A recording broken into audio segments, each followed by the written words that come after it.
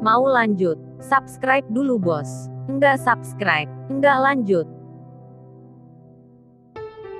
Sejak kapan menantunya yang tidak berguna itu mempunyai kemampuan sehebat ini? Bab 30. Dari 1.300.000 menjadi 2 juta. Tentu saja hal ini membuat Rika senang bukan kepalang dan bahkan nyaris tidak percaya dengan pendengarannya. Dengan tatapan penuh takjub dia bertanya pada Stanley, 2 juta ini beneran semuanya untuk saya? Tentu saja, semua ini punya Anda, jawab Stanley sambil menganggukkan kepalanya dengan cepat. Wah, bagus-bagus. Duitku kembali lagi, seru Rika dengan senang. Teman-teman Rika yang lain melihat perempuan itu mendapatkan kembali uangnya beserta dengan bonus dan tambahan uang lainnya membuat mereka merasa turut mendapatkan uang mereka kembali juga, sehingga terlihat turut senang hingga nyaris melompat dari tempatnya. Pak Stanley, bagaimana dengan uang kami semua? Tanya orang lainnya. Stanley menatap Mr. Johan meminta bantuan. Meski Mr. Johan juga tidak rela mengeluarkan uang yang sudah dia terima sebelumnya, namun dia juga tidak ingin membuat Tama marah. Jika dia tetap ingin mempertahankan uang tersebut bisa-bisa nyawanya melayang. Kembalikan semuanya. Karena Pak Tama maka semua uang kalian kembali beserta dengan bunga-bunganya, ujar Mr. Johan yang membuat teman-teman Rika lainnya berseru senang. Mr. Johan, orang-orang ini tidak ada hubungannya dengan saya. Anda tidak perlu melakukan sesuatu hanya karena saya. Apa maksudnya? Ingin membuat saya merasa utang budi? Tanya Tama dengan nada dingin.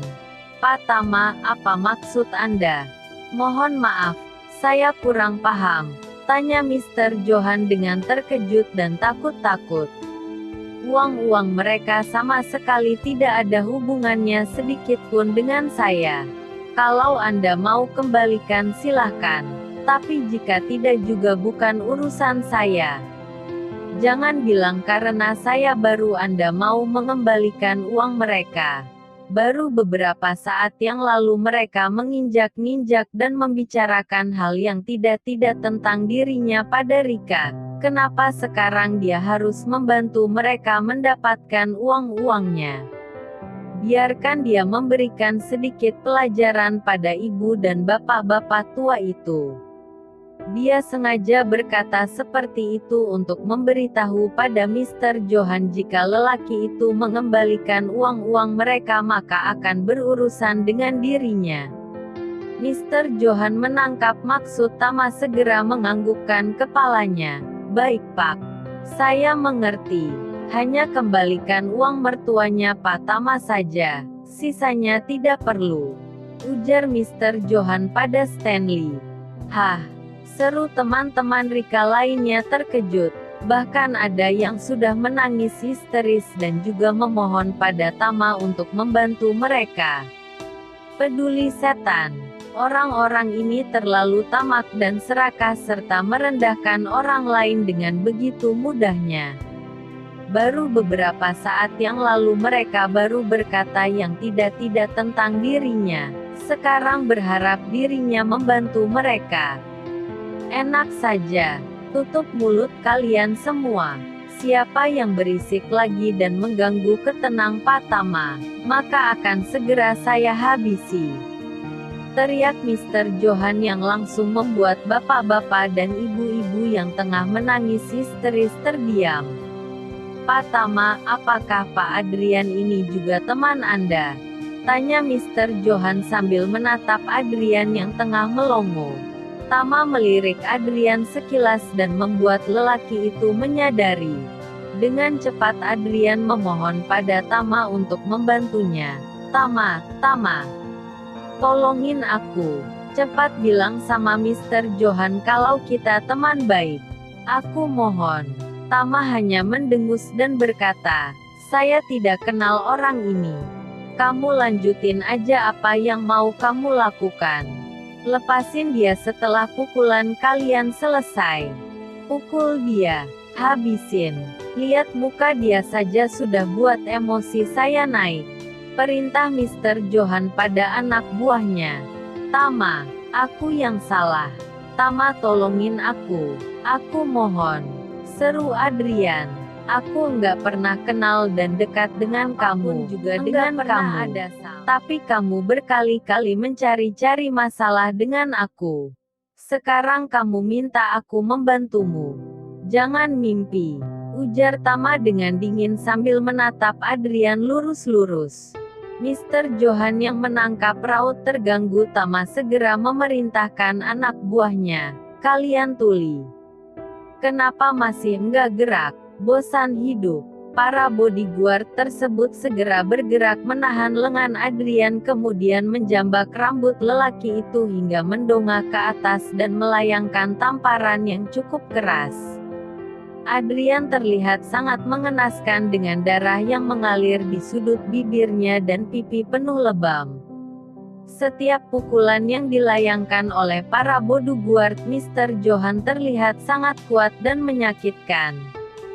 Tama menebak sepertinya pukulan tersebut mampu membuat seluruh gigi Adrian rontok. Pak Tama, apakah pelajaran seperti begini cukup untuk orang ini? Tanya Mr. Johan pada Tama. Dehem Tama sambil menggunakan kepalanya. Cukup gini saja. Saya harus balik, lanjut Tama lagi.